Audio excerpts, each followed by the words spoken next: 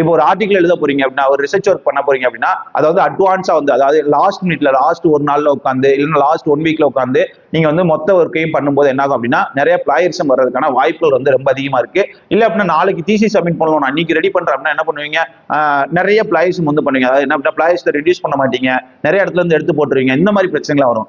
அதாவது நீங்க வந்து ரிசர்ச் பண்றதுக்கான ஒரு டைம், அதுக்கப்புறம் ஒரு பேப்பர் ரைட் அப் பண்றதுக்காக, அப்புறம் பிளாயரிசம் ரெடியூஸ் பண்றதுக்காக, இந்த மாதிரி ஒவ்வொன்றுக்கும் வந்துட்டு எடிட் பண்றதுக்காக, இந்த மாதிரி ஒண்ணுக்குமே நீங்க வந்து ப்ராப்பரா டைம் அலாட் பண்ணி அட்வான்ஸா நீங்க முடிச்சிட்டீங்க அப்படின்னா ஆட்டோமேட்டிக்கா வந்து பிளாயரிசத்தை வந்து ரெடியூஸ் பண்ண முடியும். அது மட்டும் இல்லாம நம்ம வந்துட்டு ஒரு ஒர்க்கை யூஸ் பண்றோம் அப்படின்னா அதுக்கு வந்து ப்ராப்பரான பெர்மிஷன் வந்து வாங்கிக்கிறது வந்து பிளாய்ஸ் வந்து ரெடியூஸ் பண்ணும். இப்போ எக்ஸாம்பிளுக்கு ஒரு இமேஜ் வந்து இன்னொருத்தவங்க யூஸ் பண்றீங்க அப்படின்னா அது வந்து ப்ராப்பரான பெர்மிஷன் வாங்கிக்கிறது. இப்போ கான்ஃபரன்ஸ்ல வந்துட்டு ஒரு ஐடியாஸ் வந்து நீங்க யூஸ் பண்றீங்க அப்படின்னா அந்த ஐடியாஸ் வந்துட்டு அவங்க கிட்ட இன்ஃபார்ம் பண்ணிட்டு, சார் இந்த ஐடியாவை நான் யூஸ் பண்ணிக்கலாமா அப்படிங்கிற மாதிரி அவங்கள்ட்ட கேட்டு அந்த ஐடியாவை வந்து யூஸ் பண்றது. இந்த மாதிரி ப்ராப்பரான பெர்மிஷன் எப்படி வாங்கணும் அப்படிங்கறத நீங்க கத்துக்கிட்டீங்கன்னா, அதாவது ப்ராப்பரா